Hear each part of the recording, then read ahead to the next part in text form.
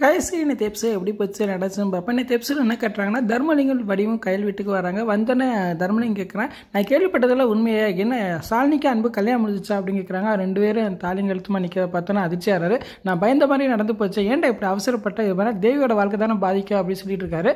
ஆனால் தேவியை பார்க்குறேன், என்னம்மா நீ இங்கே இருக்க அப்படின்னு கேட்குறாரு. அதுக்கப்புறம் நடந்த விஷயத்த சொல்கிறாங்க. தேவியை விட்டு விட்டு விரட்டி விட்டாங்க மாமா அப்படின்னு கையிலோட அம்மா சொல்கிறாங்க. அப்போ தர்மலிங்கம் சார், ஐயா அப்போ நாளைக்கு வளகாப்பு நடக்கிறதா இருந்துச்சு, வளகாப்பு என்னாச்சு அப்படின்னு கேட்குறாங்க. இந்த பிரச்சனை எங்கிட்டு மாமா வளகாப்பு நடக்கும், கொஞ்ச நாள் ஆகட்டும், அதுக்கப்புறம் இதை பற்றி பேசுவோம் அப்படின்னு அவங்க அம்மா சொல்கிறாங்க.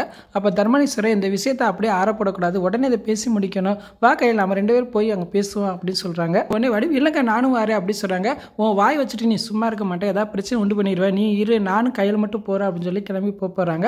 அப்போ மூர்த்தி எழில் சொல்கிறாங்க, கூட நாங்களும் வரோம் அப்படின்னு சொல்கிறாங்க. அப்போ தர்மலிங்கம் சொல்கிறா, இல்லை எல்லா பேரும் போனால் இந்த பிரச்சனை சரியாகாது, நாங்கள் ரெண்டு பேரும் மட்டும் போகிறோம் அப்படின்னு சொல்லி அவங்க ரெண்டு பேருமே கிளம்பி போகிறாங்க.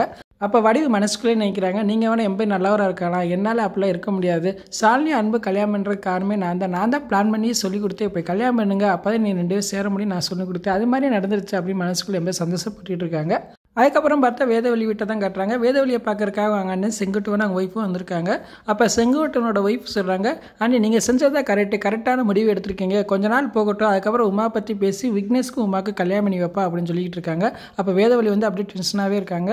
அதுக்கப்புறம் பார்த்தா விக்னேஷ் தான் காட்டுறாங்க. விக்னேஷ் ரொம்ப டென்ஷனாகவே இருக்காரு. அந்நேரம் அவருக்கு ஃபோன் வருது. அப்போ அவங்க கேட்குறாங்க, என்ன மாப்பிள்ள என்ன தங்கச்சி ஓடி போச்சாம்ல அப்படின்னு கேட்குறாங்க. இதை கேட்டுன்னு அவர் டென்ஷன் ஆகிறாரு. ஃபோனை வையா, இதை கேட்க ஃபோன் போட்டியா அப்படின்னு சொல்லி கத்திக்கிட்டு இருக்காரு. அந்நேரம் தர்மலிங்கம் கையில் அவங்க வீட்டுக்குள்ளே போகிறாங்க. அவங்க ரெண்டு பேர்த்த பார்த்தோன்னா அப்படியே கொல்ல வரியில் ரெண்டு பேரும் முறைச்சி பார்க்குறாங்க. அப்படியே எபிசோட முடிச்சிட்டாங்க. நாளைக்கு எபிசோட் எப்படி இருக்கும் பார்த்து பேசுவோம். எனக்கு தெரிஞ்ச கைசியை திருப்பி பழைய கதையே கொண்டு வர மாதிரி இருக்குது. கதையை கொஞ்சம் மாற்றினா நல்லாயிருக்கும், இல்லைன்னா சீரியல் முடித்தா நல்லாயிருக்கும்னு நினைக்கிறேன். நான் நினச்சமா நீங்கள் நினச்சிங்கன்னா நம்ம வீடியோக்கு லைக் கொடுங்க. இன்னொரு அப்டேட்டோடு சந்திக்கிறேன். பாய்.